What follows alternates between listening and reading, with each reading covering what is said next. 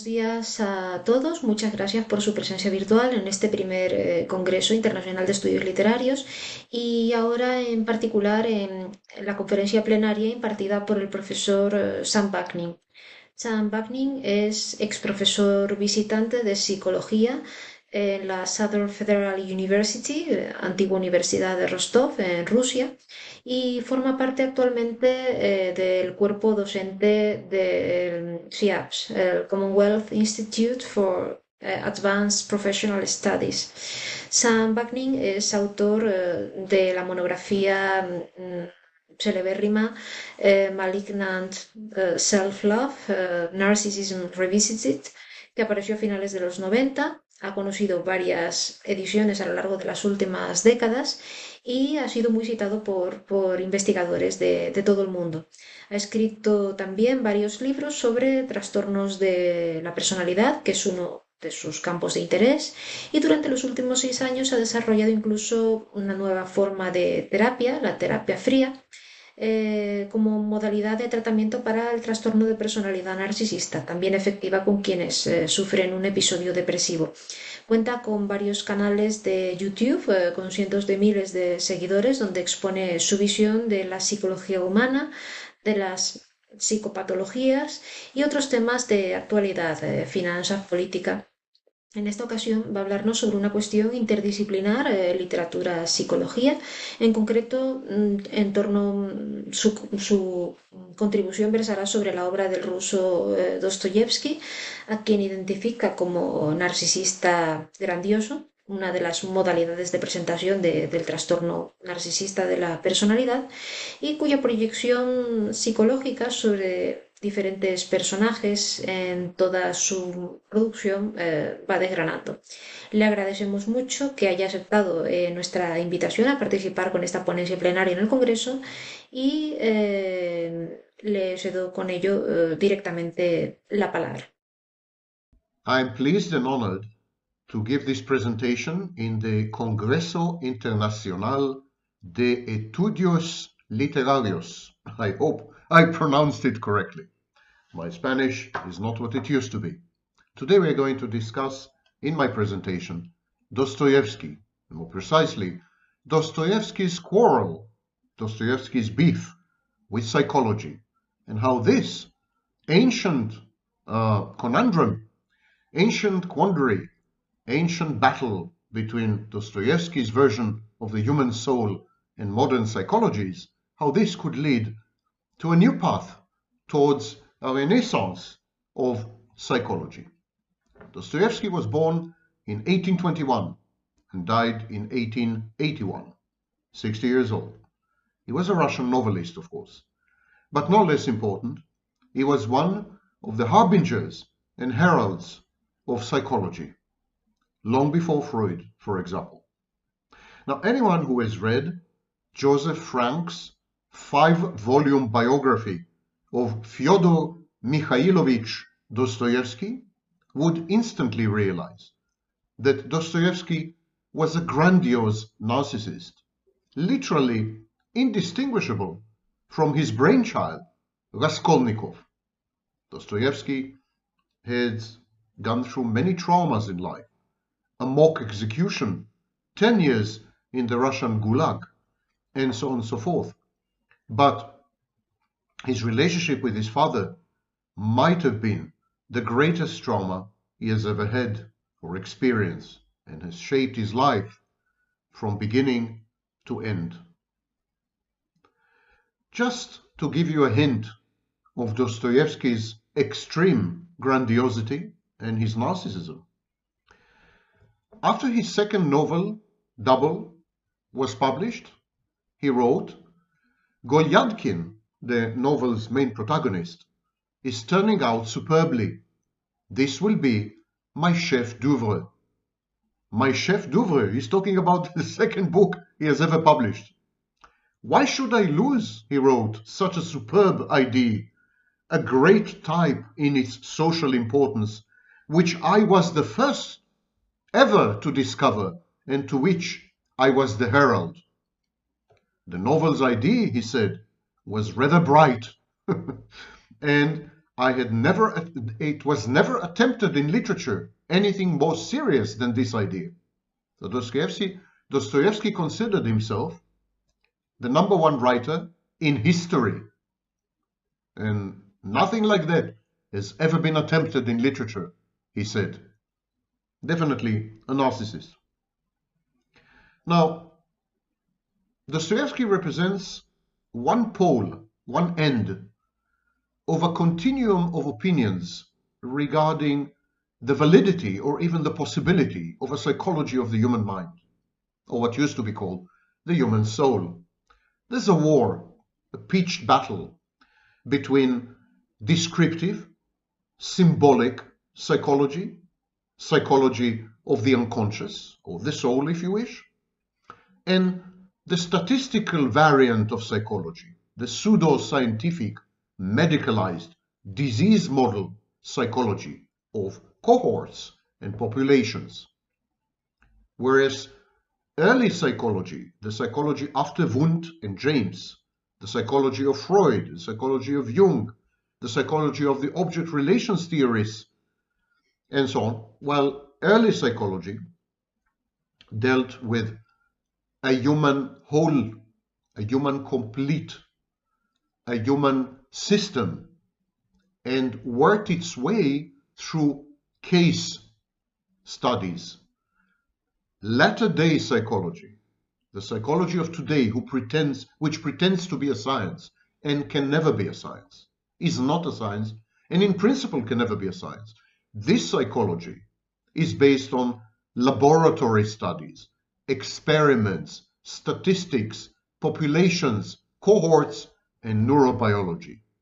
Psychology, of course, can never be a science because of its raw material, the human being, mutable. That's why psychology is subject to an enormous non-replication crisis. But I will not go into it in this presentation.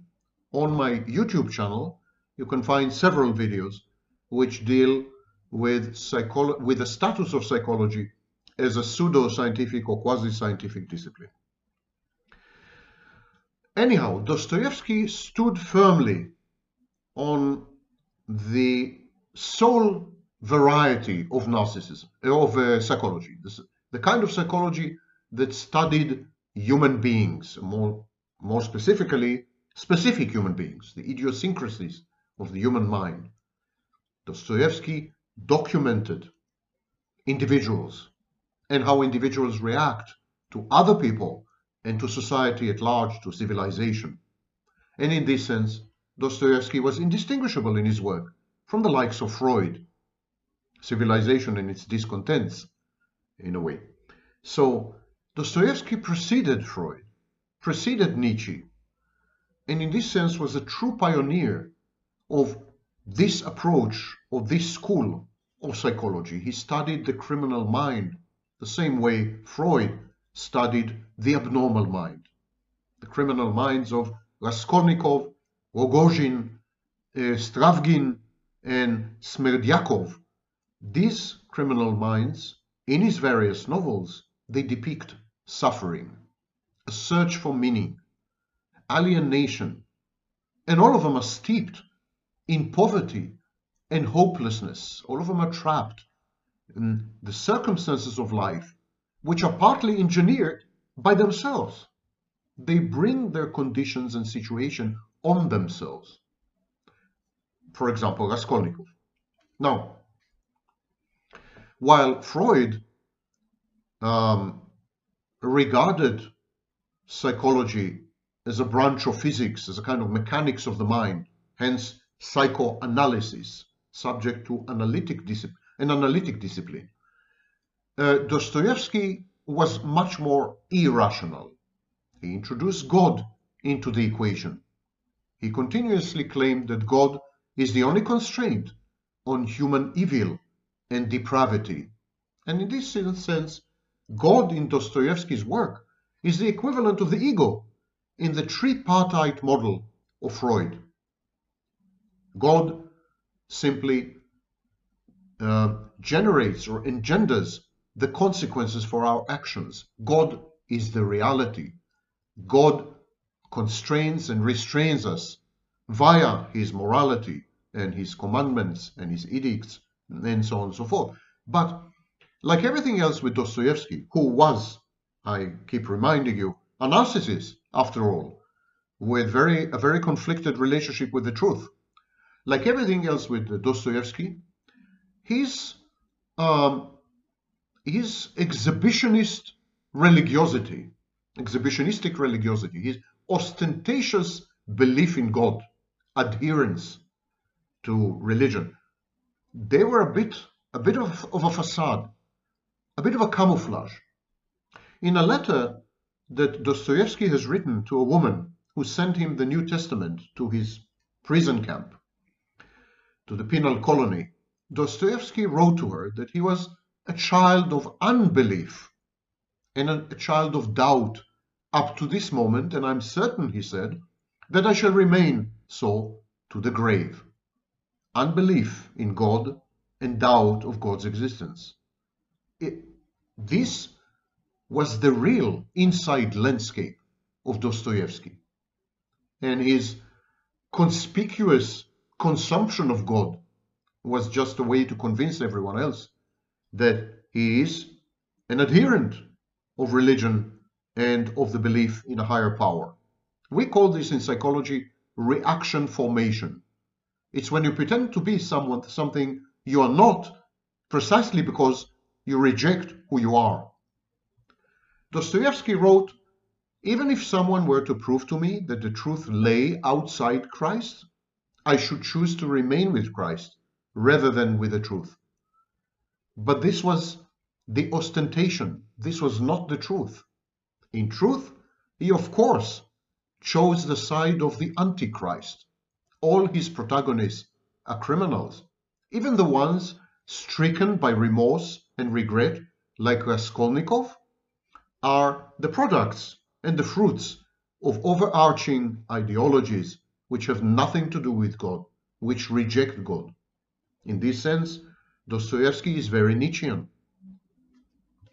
So, if you analyze the religious ideas of Dostoevsky in Crime and Punishment, in The Idiot, in Demons, in the Brothers Karamazov, Dostoevsky constantly regurgitates and reiterates Eastern Orthodox beliefs. But when it comes to salvation and to sin, which are very critical elements in religion, he diverges from East Christian orthodoxy. He diverges. Dostoevsky, according to Townsend, James Townsend, critic, Dostoevsky almost seemed to embrace an in this life purgatory in which people suffer to pay for their sins, rather than the Christian doctrine of salvation through Christ. Malcolm Jones even spotted elements of Islam and Buddhism in Dostoevsky's religious convictions. Colin Wilson, in his book The Outsider, described Dostoevsky as a tormented half-atheist, half-Christian. This debate, this internal dissonance and conflict within Dostoevsky erupts in the brothers Karamazov.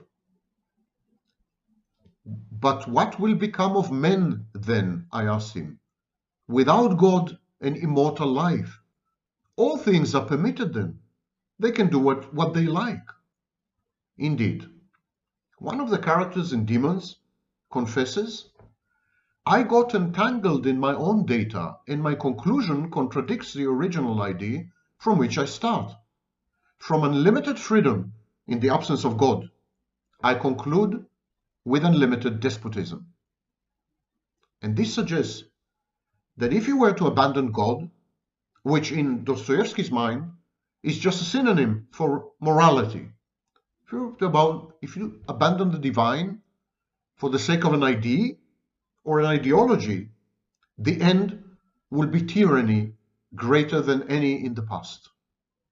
He warns us against this deviation, this fork in the road, when we have to choose between God and between reason, between God and between rational ideation or ratiocination.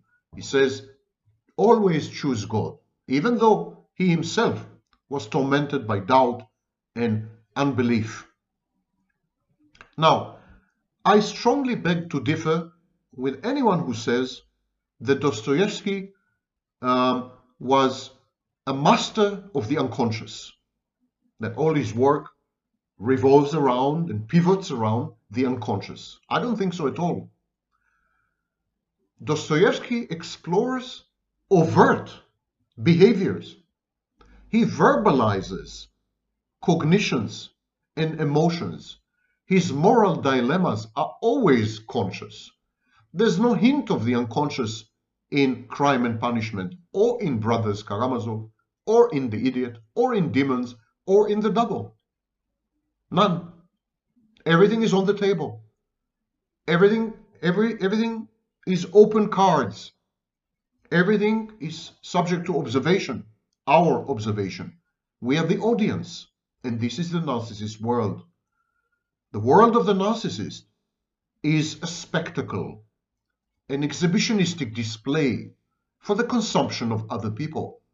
Other people are supposed to provide input and feedback which allows the narcissist to regulate his internal environment, his sense of self-worth, for example, his self-esteem, self-confidence, self-perception, self-image, which is often inflated and grandiose and therefore fantastic. Narcissism is a fantasy defense, but the fantasy defense is communicable. It's transmitted and broadcast to others endlessly and unremittingly. And this is Dostoevsky's world, not Freud's unconscious. Raskolnikov is what you see is what you get type of character. Raskolnikov analyzes himself, verbalizes his emotions, his conflicts, his dissonances, his guilt. Everything is on the table, clear to see, no need to guess, no need to analyze, the way Freud did. So Dostoevsky is not a master of the unconscious. If anything, he is a master of the conflict in consciousness between motivations, actions, and the aftermaths of motivations and actions. Yuri Corrigan, assistant professor of Russian literature at Boston University, wrote a book, Dostoevsky and the Riddle of the Self. It was published in 2017. And he describes Dostoevsky's writing as a vast experimental canvas on which the problem of selfhood is continuously explored over the course of 4 decades. This was Dostoevsky's main focus, the self. And the reason, of course, is that pathological narcissism, which characterized Dostoevsky's personality, pathological narcissism is a disruption in the formation, constellation, and integration of the self. Narcissists, ironically, are selfless. They have no functioning ego, to use Freud's parlance. They don't have the structures that allow them to interface with reality and to maintain reality testing. So they are preoccupied with the idea of the self and with the idea of the ego. They try to make sense of who they are constantly and keep failing. And this leads, of course, to the issue of morality, because can you have a morality, a functional morality at least, in the absence of a coordinating factor inside you, a core identity, a self, an ego? Isn't morality just the outer manifestation of your essence and quiddity? People without a functioning self, people with a disrupted ego, with arrested development, they're not likely to develop morality. Morality is acquired exactly like empathy. And if childhood development is interrupted and disrupted, it's not likely to emerge on its own. Morality is an axiologically and deontically contradictory and dissonant system in Dostoevsky's work. He doesn't know how to deal with morality. He doesn't know what to do with it. It's like a hot potato. he keeps reframing it. He keeps rejecting it and then embracing it. He keeps experiencing guilt and loss. He keeps adapting to it and adapting it and then regretting it. So Dostoevsky is not only the father of psychoanalysis, the father of existentialism, he's also the father of moral relativism. The absence of God, human choices and actions, human freedom create anxiety and angst. And this is a direct linkage to a great number of existentialists, such as Nietzsche, Viktor Frankl, Albert Camus, Sartre, of course, and so on. So, Dostoevsky is clearly one of the original 19th century existentialists, along with Kierkegaard and Nietzsche.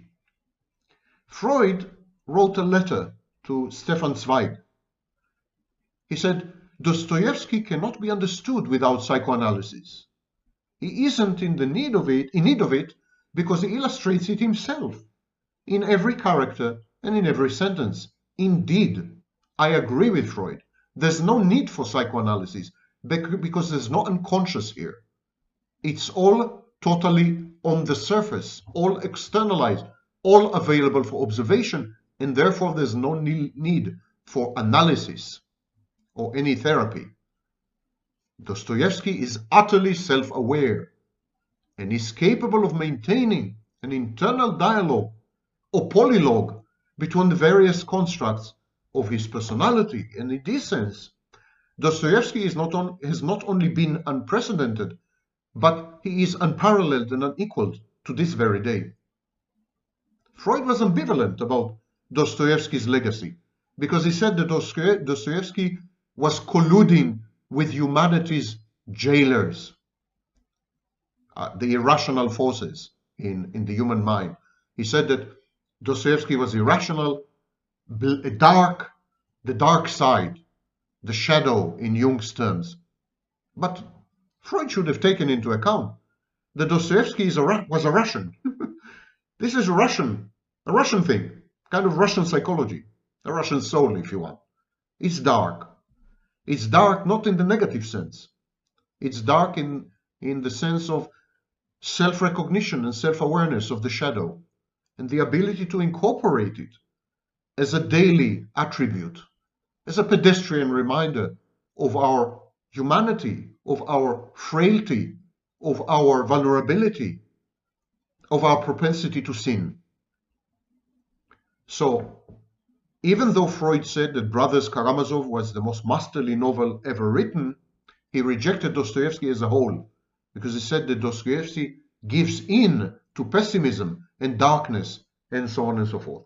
Corrigan described these patterns of behavior as an extraordinary outwardness in Dostoevsky's characters, which is exactly what I've been saying here.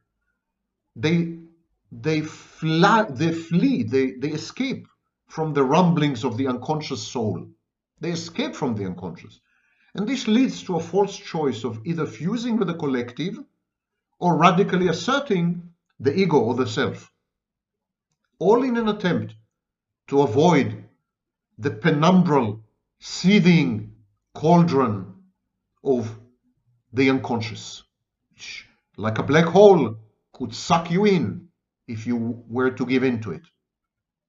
In Dostoevsky's work, trauma, psychic wound, the emptiness in Kernberg's language, is conscious. Is conscious. And so there is a way. Dostoevsky offers us a path, a way to incorporate the unconscious. To use the model in psychodynamic, the model of childhood development, Dostoevsky allows us to identify, to internalize our shadow, to identify with it, to introject it, and then to incorporate it. And this constant friction with our shadow, which is now totally conscious, totally verbalized, coated in an ideology, like in the case of Raskolnikov, or some other justification, like with the brothers Karamazov. So this bringing to the surface of our dark side, which is what psychoanalysis is all about, by the way, this process has lifelong repercussions.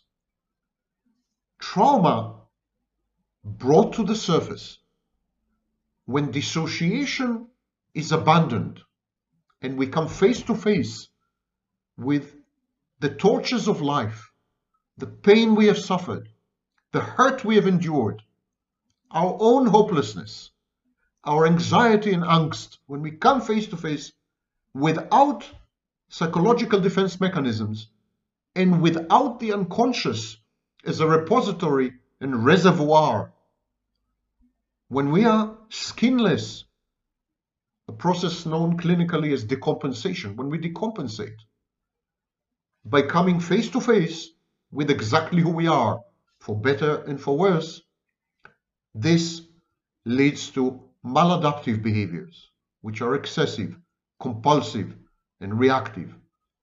It is kind of post-traumatic existence as the pathoetiology of the characters of Dostoyevsky. Dostoyevsky says there's no such thing as unconscious. Everything is conscious. And you have to confront it. You have to accept this. You have to confront this. You have to embrace this. You have to maintain this dialogue with yourself. You have to get to know yourself. Even the dark side, even the shadow, even the terrifying demons inside you, even the complexes, everything. You have to make peace with yourself. Because if you don't make peace with yourself, you will end up committing crimes. And you will end up committing crimes because there's no God and no morality left. And then you will regret it. You will feel a sense of overwhelming remorse which will consume you, the way it did Raskolnikov.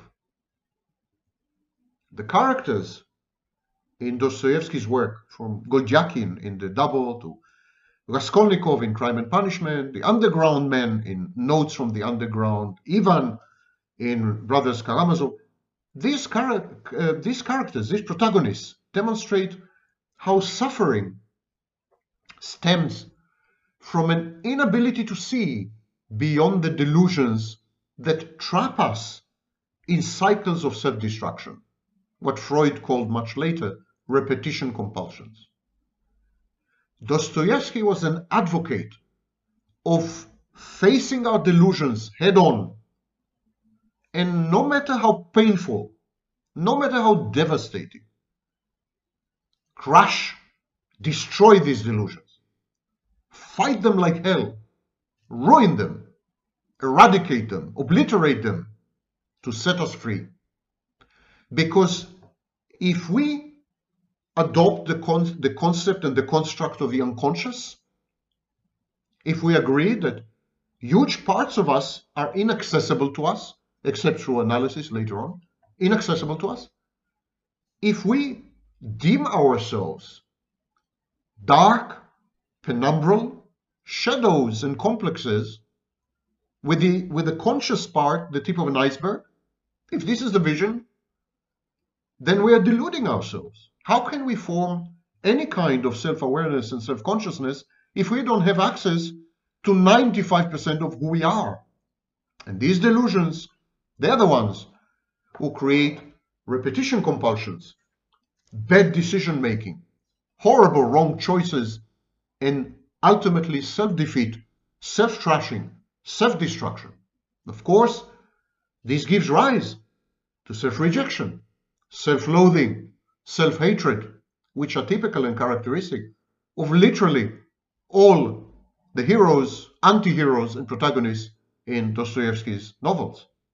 For Dostoevsky, the good life, in the Aristotelian sense, in the Greek sense, eudaimonia, good life was a kind of embodied reciprocal exchange between self and other, conscious self, aware self, accessible self and other.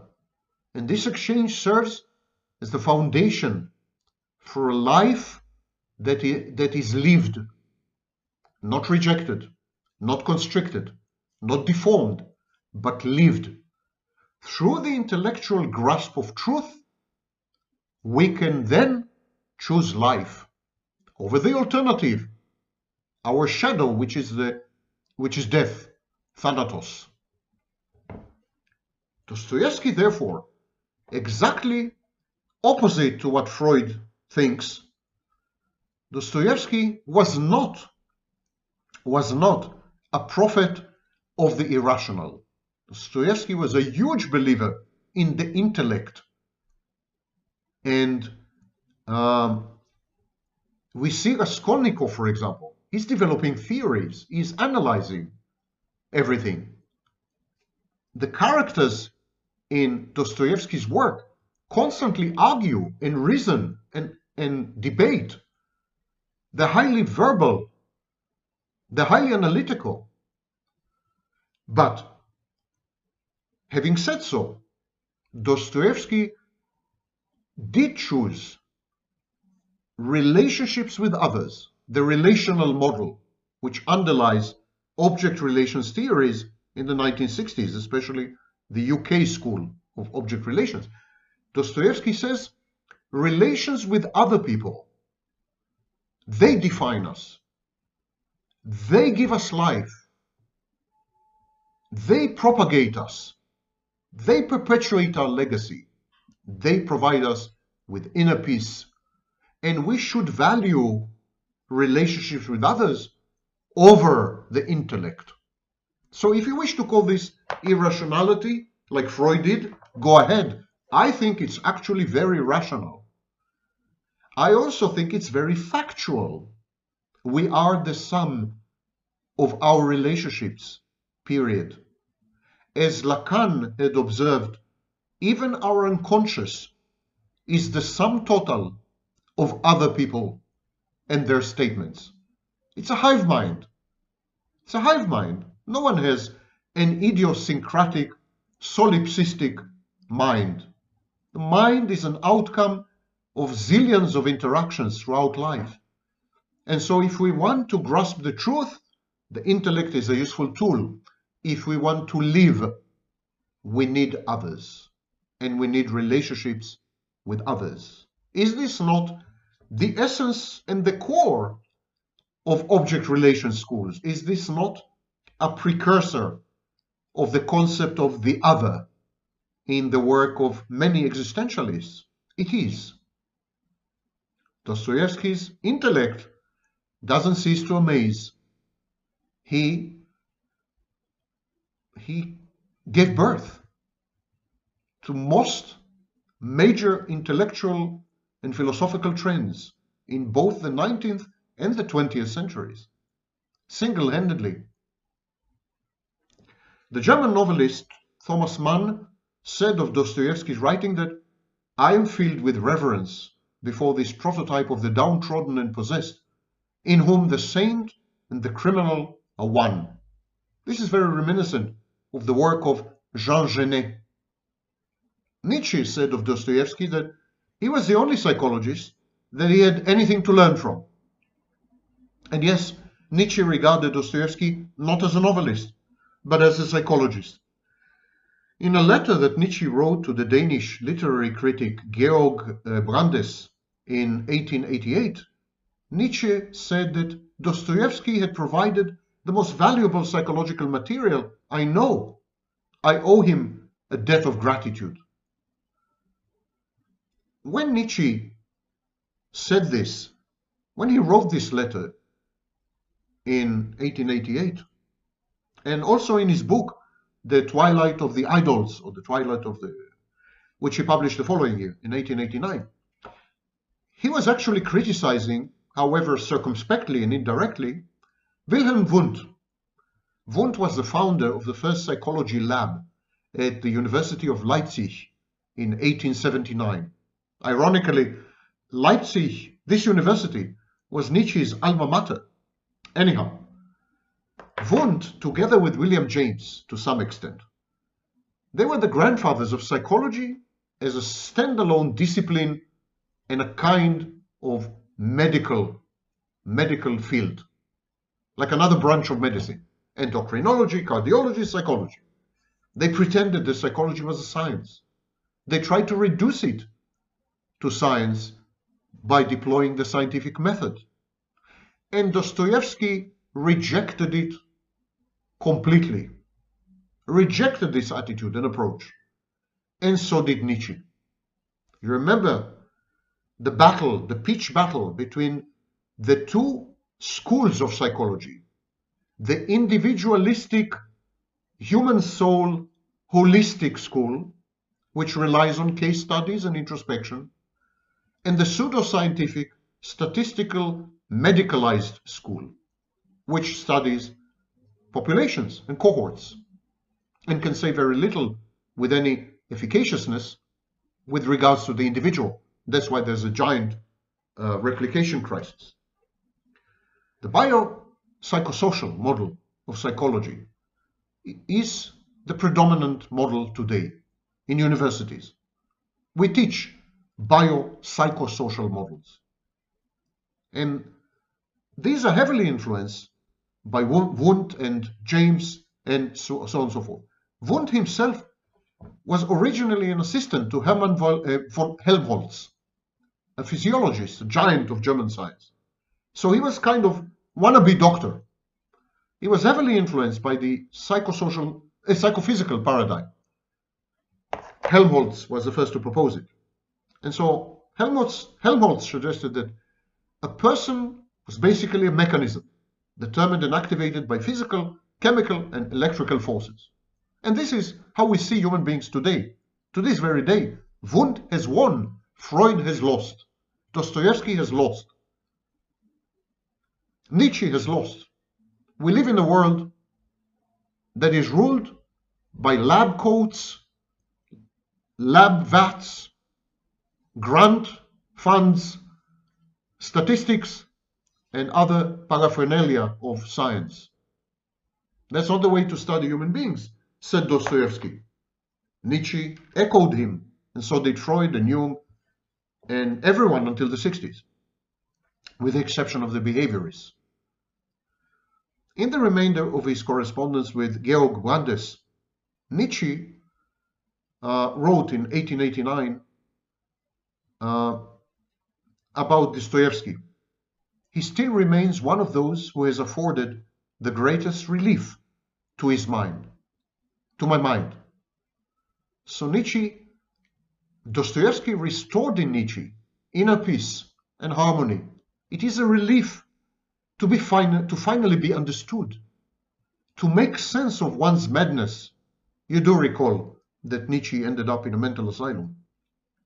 Dostoevsky was the greatest chronicler of a pernicious, incremental, metastasizing kind of insanity that suddenly erupts in a form of acting out or psychosis. And this is the kind of insanity or madness that Nietzsche was subjected to, and much later Althusser and many others. And Dostoevsky accomplished this ability to chronicle and document insanity, its various micro stages, its cumulative effects, its inevitable eruptions.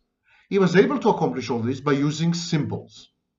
His novels read like elaborate, inescapable, inexorable riddles or nightmares, more precisely. They are surrealistic. Dostoevsky's use of symbolism, dreams, for example, in Crime and Punishment and in Demons, transcended physical or tangible entities.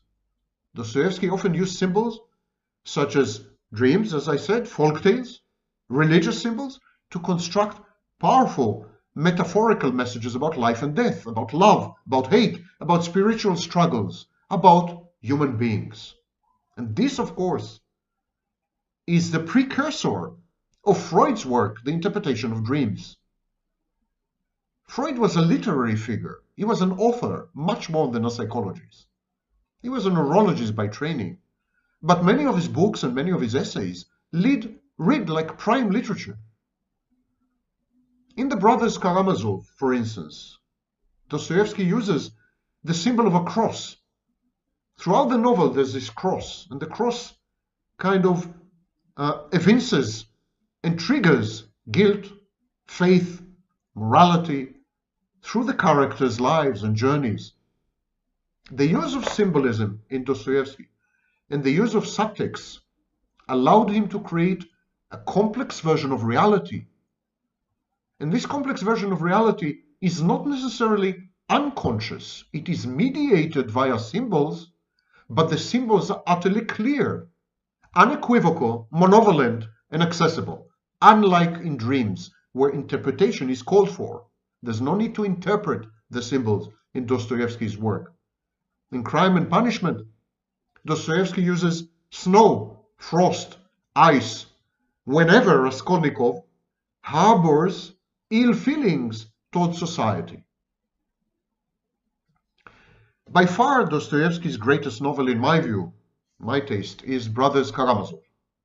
Though Notes from the Underground is making a comeback nowadays. It's a lot more incisive and insightful and a lot shorter, if I may add. In the Brothers Karamazov, of course, the main event is the murder of the father. And Freud latched onto this in his essay, dated 1928, Dostoevsky and Parricide, Dostoevsky and Father Killing. I will not dwell on what Freud had to say. He linked it to the Oedipus complex, which I think a bit tenuous. I will also not deal with political and social issues in Dostoevsky's work. Others have done it much better than I could ever hope to do. But Ivan's reaction to the death of his father is ambivalent. It illustrates the conflicting emotions, the dissonance in Dostoevsky when his own father died. Louis Breger, an interpreter of Dostoevsky, wrote that it is certain that the father's death produced a dual effect on Fyodor. On the one hand, he must have felt glad. Finally, justice was done, revenge taken on the tyrant who had oppressed him. On the other side, he must have felt guilty over the actualization of his own murderous wishing. It's an example of magical thinking. The child believes that his wishes come true in reality, that his thinking, his cognitions have an effect on the universe. Yet it is Smerdyakov, the epileptic. Dostoevsky was epileptic, by the way. Not hysterical epileptic, as Freud tried to claim, but real epileptic. So Smerdyakov is epileptic. He is also a bastard. No one knows if he is really Dr. Dostoevsky's son. And he is the one who murders the father, not the other two, not the other brothers. He is the one who murders the father. And Breger says, by showing how Smerdyakov uses his disease for manipulative and selfish ends, Dostoevsky confronts the same tendency in himself. We're beginning to see that most of Dostoevsky's novels, if not all of them, are autobiographical. It's very reminiscent of Solzhenitsyn. It's autobiographical. Raskolnikov is the young Dostoevsky. He's a narcissist. And Smerdyakov is absolutely Dostoevsky. His epileptic seizures and his father-killing wish.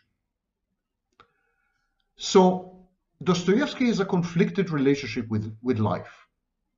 His own life has been denied him in reality through his imprisonment. And also his own life has been denied to Dostoevsky symbolically through his mock execution. He has been losing his life regularly, repeatedly, constantly. This loss, which is the ultimate loss, the loss of life, has been his companion throughout his life. And so he chose truth. Dostoevsky is committed to the truth unflinchingly. He looks at the mirror and he documents every wrinkle, every aberration, every sign of impending doom and gloom, and every hint of encroaching death. Yet Dostoevsky criticizes exactly this in his novels. So his commitment to the truth, his extreme self-analysis in life, he criticizes in the novels. He said it's a bad thing. It can lead to madness. It can result in crime. But this is, of course, a form of self-chastising.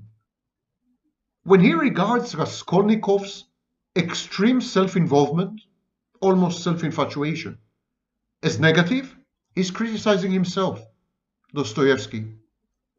Dostoevsky self-rejects. There is self-loathing here. The narrator in Brothers Karamazov laments that this desire to sacrifice everything for the truth, including life itself, is perhaps the easiest of sacrifices to make, because it doesn't require the grinding courage to live, Sartre's angst, and instead it represents the laying down of personal responsibility. I don't care about life anymore. Seeking the truth. In Dostoevsky's world, seeking the truth is the equivalent of giving up, of psychological suicide. Alyosha, who abandoned his studies, entered the monastery, is under the mentorship of Zosima, is struck by a vision. And this vision provides him, and I quote, a way out for his soul struggling from darkness to light. We would now refer to this, to paraphrase John Welwood, as spiritual bypassing, the desire for a shortcut or a ready answer to a spiritual question that can only be answered through lived experience. The rejecting life and adopting the truth or the pursuit of truth, rationally, by the way, contra to what Freud had believed, yes? This is an abrogation of life. And as long as you don't pursue life, as long as you're not committed to life, as long as you're not invested in life, as long as the rational truth is your new God, you will never find spiritual awakening or salvation from your sins. Coming back full circle to the religious undertones and overtones of Dostoevsky's work. The narrator, Alyosha, says, the sacrifice of life is the easiest of all sacrifices in many cases, while to sacrifice, for example, 5 or 6 years of their ebulliently youthful life to hard, difficult studies, to learning, in order to increase tenfold their strength to serve the very truth and the very deed that they loved and set out to accomplish, such sacrifice is quite often almost beyond the strength of many of them. He holds young people in contempt because they go the easy way. They give up on life. Raskolnikov isolates himself. He becomes schizoid, a hermit. He rejects life. He avoids it. He negates it. He withdraws. In Crime and Punishment, Raskolnikov delves into an intense moral dilemma over whether to commit a murder in order to free himself from poverty or not. What kind of dilemma is this? Are you ever justified in committing murder for the sake of self-enrichment or elevating yourself from a status of poverty? The brothers Karamazov confront questions of faith when Alyosha is forced to choose between God or humanity as a source of meaning in life. These are artificial dilemmas, and they emerge at all because they should not have emerged. But they emerge because of the wrong choice to reject life. Anyone who chooses life would not hesitate, would not have these dilemmas. Of course, you should not murder. And of course, if you have to choose between God and humanity, you should choose one or the other. There's no dilemma here. There's no dissonance, there's no conflict, except if you have rejected life and grandiosely trust your mind and your brain to come up with the answers by pursuing rationally the truth and knowledge. Through his novels, such as Crime and Punishment, The Idiot, Brothers Karamazov, Dostoevsky offers us characters that fall into temptations, sinful characters, that find themselves struggling between accepting corrupt desires or attempting to redeem themselves, salvation for an honest life. The irony is that Dostoevsky is hyper-rational. Everything is analyzed in the most reasoned and rational way imaginable. It is just that his conclusion is that perhaps this is not the best way.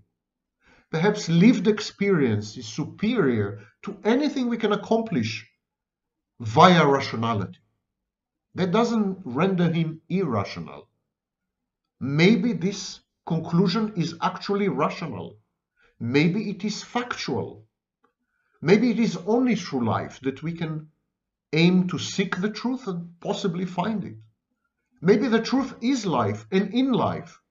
And if you were to avoid life and resort to artificial structures and constructs such as logic and arithmetic and maybe physics, you will end up with committing sin. Not sin in the biblical sense. Committing sin against life. Because according to Dostoevsky, the rejection of life is sinful.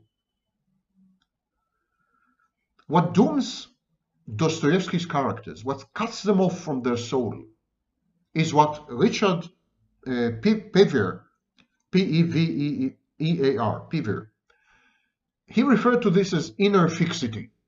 He wrote a foreword to his translation of Notes from the Underground, and Pevear said, the one quality his negative characters share is inner fixity, a sort of death in life. Inner movement, on the other hand, is always a condition of spiritual good, though it may also be a source of suffering, division, disharmony in this life. What moves may also rise. So even if the price we pay by choosing life is suffering, disharmony, this is a price we are paying because the only possibility for improvement and optimism is in life itself. What moves may also rise. Pevear refers to inner fixity as a kind of narrow-mindedness, obscurantism, blinkeredness. It's a spiritual death, but not necessarily spiritual death of the actual. It's also spiritual death of the potential to participate in life, to explore it, to revel in it, to flourish and to thrive in it. For the highly rational, Ivan, he's divided. He's divided from the world. He's divorced from the world. This death in life, Ivan's death in life, is revealed to him in a dream where it is as though he is awake in his own sleep, divorced from himself. And his dream is simply a recreation of his rooms, where the windows and doors are locked to the outside world, but where the devil still manages to enter. And Ivan's conversation with the devil, who continually points Ivan back to himself, rightly so, forces Ivan to reflect on his old ideas, recycled ideals. It symbolizes how he's been cut off from an internal source of spiritual sustenance. Ivan is desolate, but he's desolate not only in his dream, but in his waking consciousness. He constantly represses and suppresses who he is, or more importantly, who he could be or could have been, his potential. Ivan never self-actualizes, to use Abraham Maslow's terms. He's fixed in place, inner fixity. He's cut off. He has no sustenance. He's impoverished. There's no potential for his soul, conscious or unconscious. This fixity is, you can also see this fixity in the rantings and ramblings and ravings of the guy in the Notes from the Underground. He believes that he would be a hero if only the right moment would present itself. A kind of contingent hero.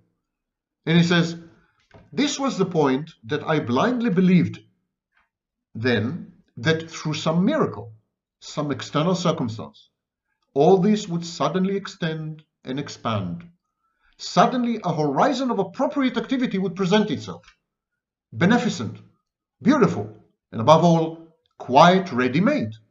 And thus I would suddenly step forth under God's heaven, all but on a white horse and wreathed in laurels. A secondary role was incomprehensible to me. The narcissism, grandiosity here. Either hero or mud. There was no in between. And that is what ruined me, because in the mud I comforted myself with being a hero. This is, of course, narcissism. It's exactly narcissism. It's a fixed mindset. It's a rigid personality structure, to use the lingo of the Diagnostic and Statistical Manual. Dostoyevsky preceded Freud by half a century in describing to the minutest, most excruciating details the absence that is narcissism, pathological narcissism. It is a retreat into a fantasy which is both grandiose, so cognitively impaired, reality testing is impaired, and delusional.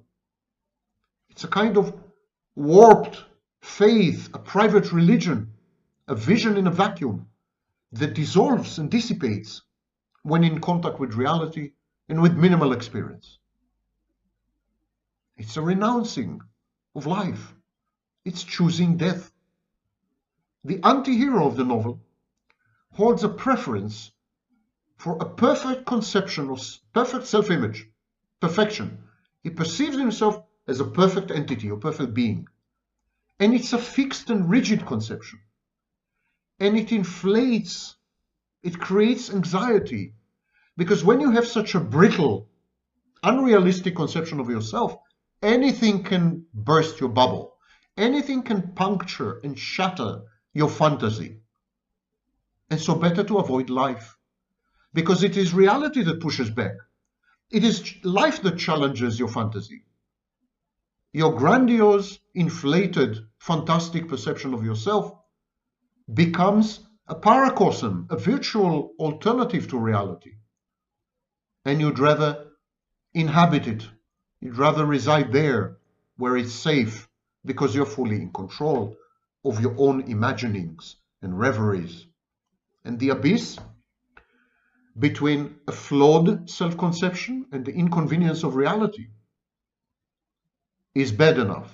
But the abyss between a grandiose, perfect self-conception and the inconvenience of reality is threatening. It's ominous. It is filled with despairing envy and hatred for those who don't have to endure this abyss, this discrepancy. You remember Nietzsche? Stare into the abyss? These encounters with others shatter the mirror of narcissism, the intellectual rigors invested in the fantasy. So you avoid other people, or you transform them into internal objects, or you devalue them and discard them. Unwilling to go and accept contradictions and conflicts and dissonances and hypocrisies, because this is a sum total of life. Life is comprised of losses, of contradictions, of hypocrisies. This is life, especially life populated by other human beings. If you are not willing to accept this, if you are rigidly perfectionistic and rigidly moralistic and self-righteously sanctimonious, you fester. You fester. You're like an unplanted seed. Nothing will come out of you. Potential growth is extinguished by an unwillingness to expose yourself to the vagaries and exigencies and vicissitudes of experience, because it is experience that molds you. Experience and losses are the twin engines of growth, personal growth, and development. In Crime and Punishment, Rodion Romanovich Raskolnikov, the protagonist, his mental state before and after he commits a totally unnecessary, gratuitous, brutal crime is besieged by guilt and remorse, and this is offset by flights of grandiose fantasy. It's kind of a compensatory mechanism. We know almost nothing about Raskolnikov outside the context of the novel. For example, his childhood. We know nothing about this. How does Raskolnikov come to develop those beliefs that he is an extraordinary Übermensch in Nietzsche's much later term? What impels him to commit this crime? He indulges in fantasy, we know that. And fantasy gives him a lot of pleasure, restores a sense of harmony and inner tranquility. It's a deflection. It's a decoy. And his fantasies grow into the emptiness and the vacuum and the void that he is, Raskolnikov. And the days preceding his crime, Raskolnikov spends almost all his time imagining the murder in vivid detail. And there's a view of himself as larger than life, a heroic individual. He says, I have learned to chatter this last month, lying for days together in my den, thinking of Jack, the giant killer. And yet he is not about to slay a giant.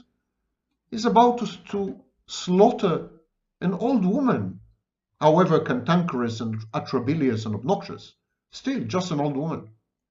Raskolnikov's idea of the extraordinary man and the man who is a law unto himself, this is his compensatory response to his own perceived sense of inferiority, to use Adler's term, to a bad object, the bad object inside him, the constellation of voices and introjects that keep informing him how worthless he is, how bad he is, how useless he is, how inadequate, what a failure.